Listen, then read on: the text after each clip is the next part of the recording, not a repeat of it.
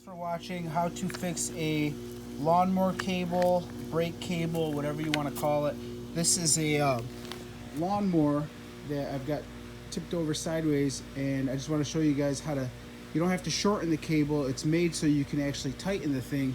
And what was going on here, when you pull that lever, this band right here, belt, would get compressed by this, pulling up like that. You see what's happening?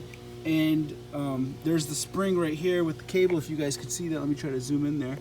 And it's loose, so it's not tight. So when I would pull it, it would hardly get to pull on that belt.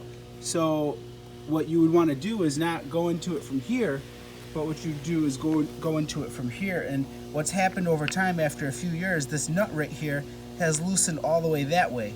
So what you got to do is put it all the way that way. By doing that, it's causing the cable to get tighter. So I'm going to gain about an inch, exactly what's needed. So this is actually made, you don't have to open this up like this. I'm just showing you guys what's happening.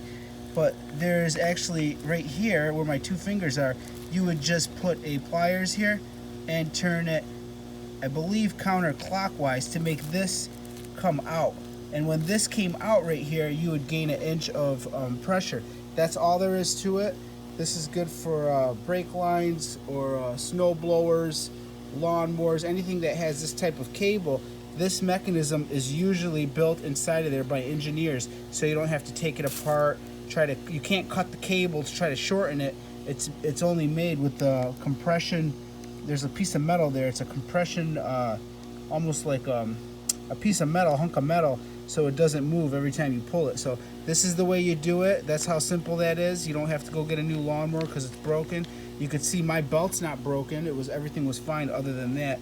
So I'm going to tighten this all the way, put it back together, and I'll be good to go. Thanks for watching. Give me a thumbs up.